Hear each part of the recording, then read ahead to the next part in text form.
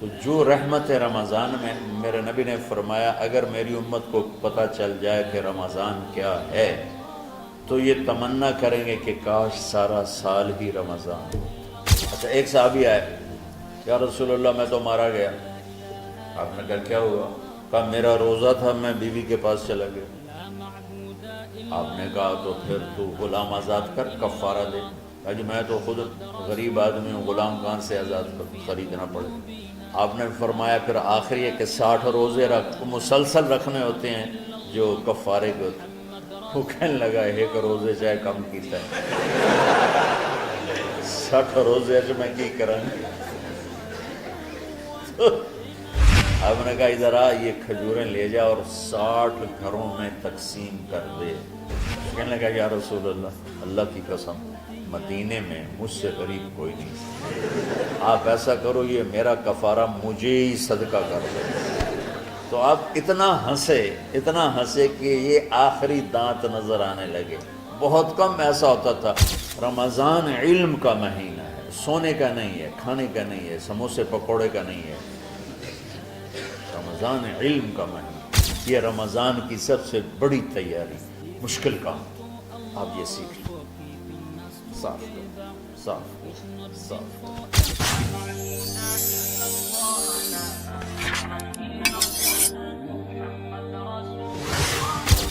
سارے مہینوں کے نام عربوں نے رکھے، محرم، صفر، ربیع الاول، ربیع الثانی، جمادی الاولی، جمادی الثانی، رجب، شعبان، رمضان، شوال، ذوالقعدہ، ذوالحج۔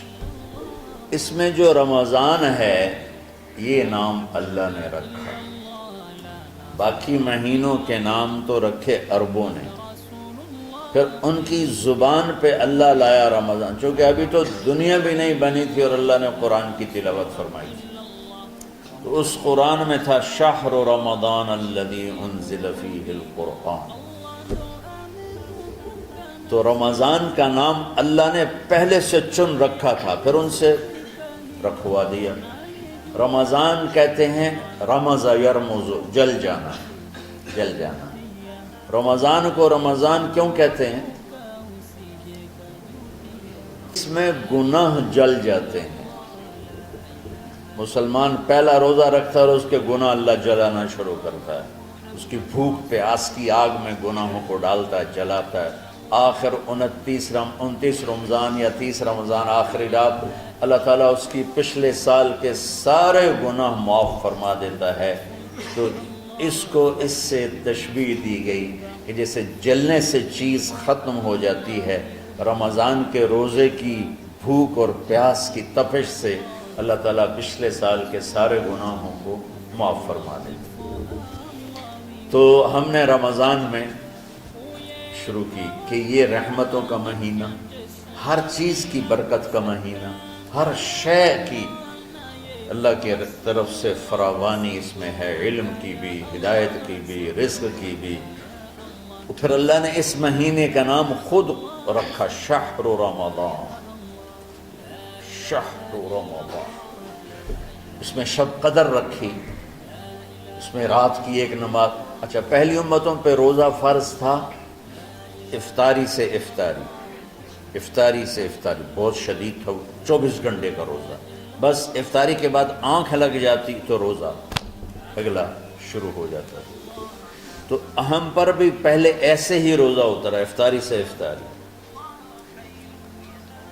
تو ابن سرمہ رضی اللہ تعالی عنہ اونٹ چرانے والے تھے، وہ شام کو لوٹے تو بیوی سے پوچھا کوئی افطاری کا سامان ہے؟ انہوں نے کہا ہے تو نہیں، میں کہیں سے لے آتی ہوں۔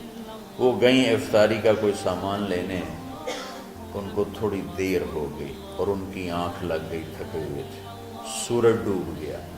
جب وہ آئیں تو ان کا ہائے سرمہ تو ہلاک ہو گیا۔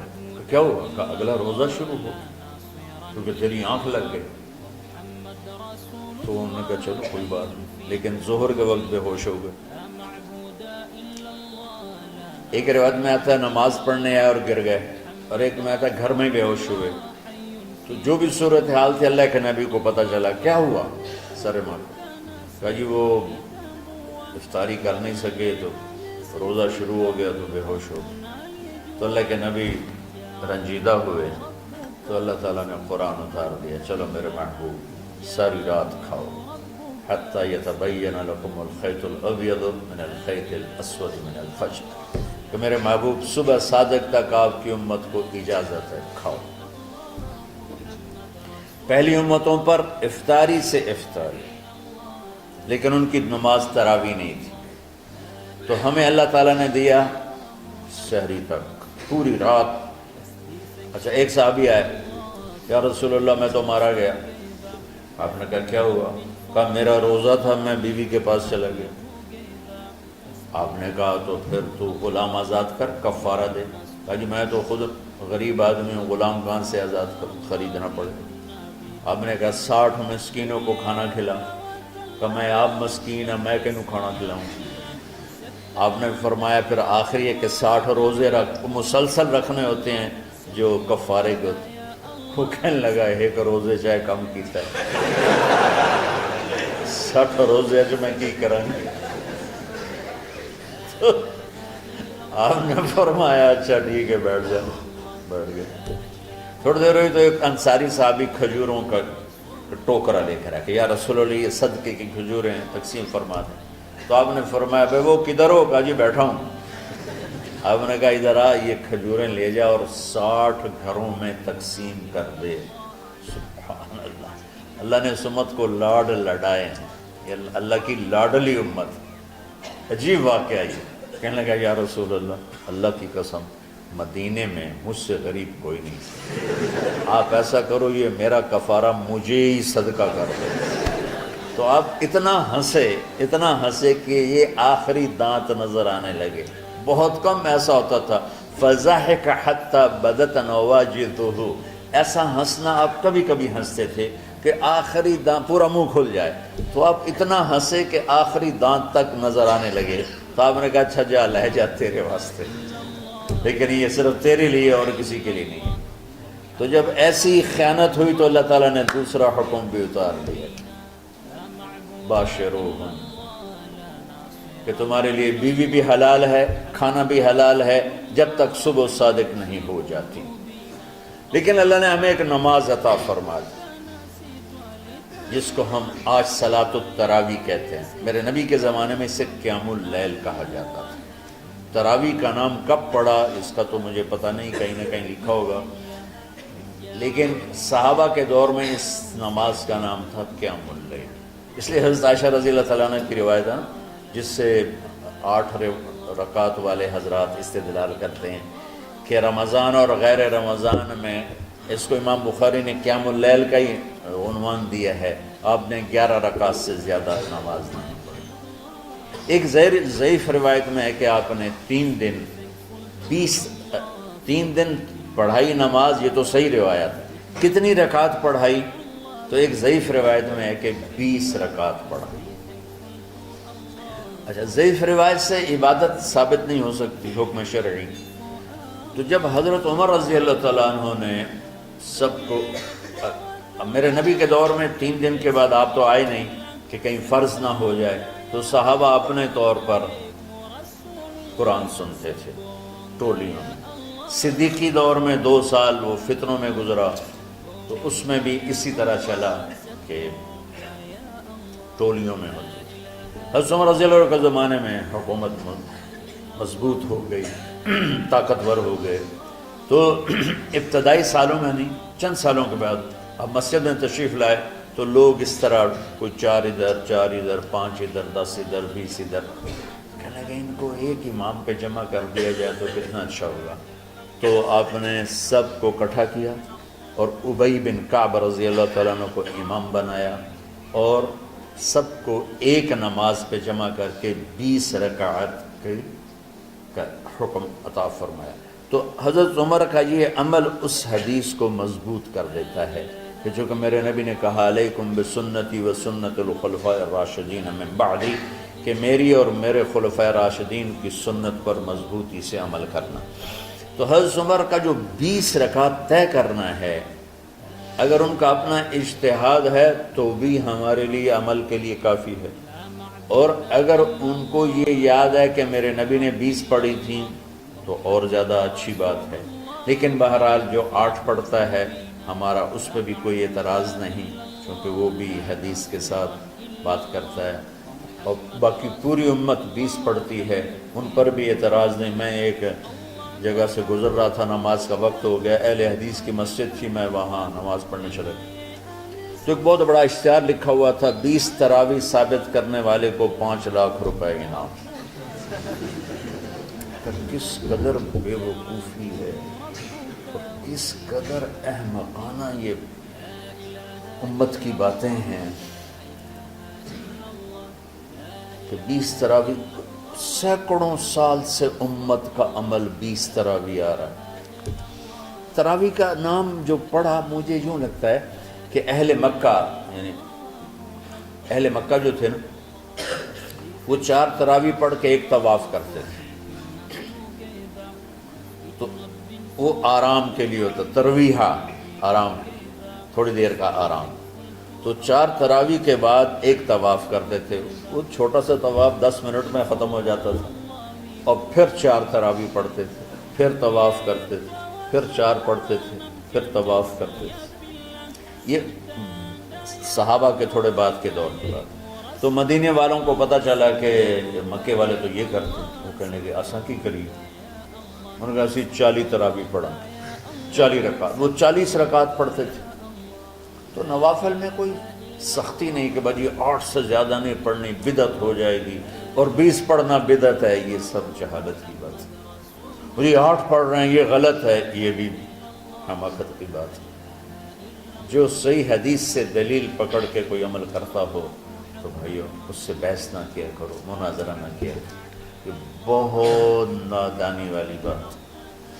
آج کل جو یہ ہمارے افطاری کے اوقات ہیں نا، یہ سورج ڈوبنے کے بھی 2-2.5 منٹ بعد کے ہیں کہ احتیاطاً، ٹھیک ہے چلو احتیاط کر لو کوئی مسئلہ نہیں، لیکن اصل ہے ادھر چونکہ اب سورج ہمیں نظر ہی نہیں آتا ہے، اس طرح ہم گھرے ہوئے ہیں شہروں میں، دیہاتوں میں بھی اب اس طرح کا ماحول ہے کہ وہ نظر نہیں آتا ہے، تو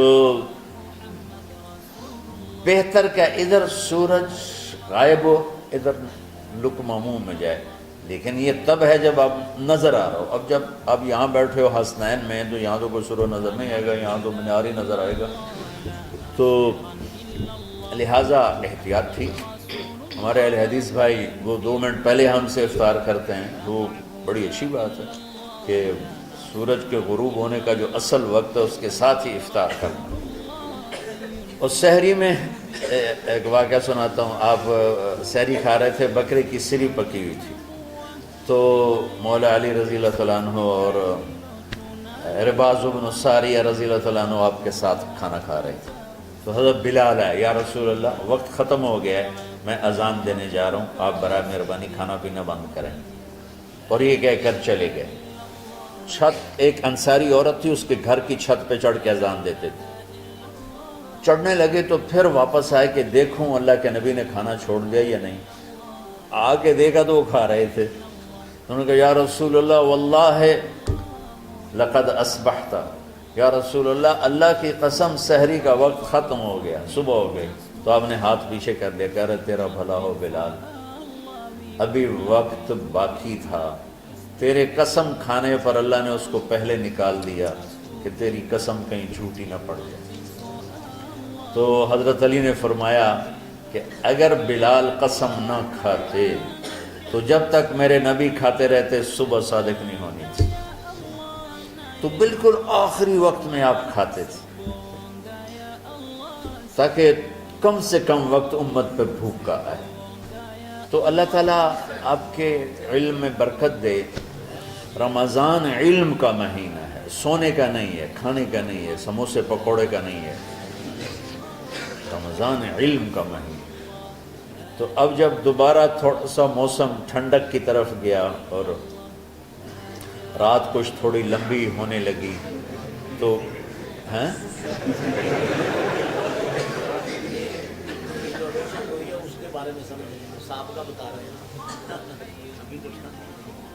نہیں مئی میں روزے آ رہے ہیں نا، گرمی تو ہے لیکن وہ جون والے روزے تو نہیں ہیں نا، جون کے روزے۔ آپ لوگ جوانوں، میرے جیسا کوئی آدمی کرے عذر بہانا تو ٹھیک ہے، اور پھر سحری کر کے اور فجر کی نماز کے بعد آرام ہوتا ہے، تھوڑی روٹین تبدیل ہوتی ہے، لیکن یہ دنیا مشقت کی اٹھانے کی جگہ ہے۔ بس رمضان کی سب سے بڑی تیاری کیا ہے کہ اپنے دلوں کو صاف کر لو پہلے سے۔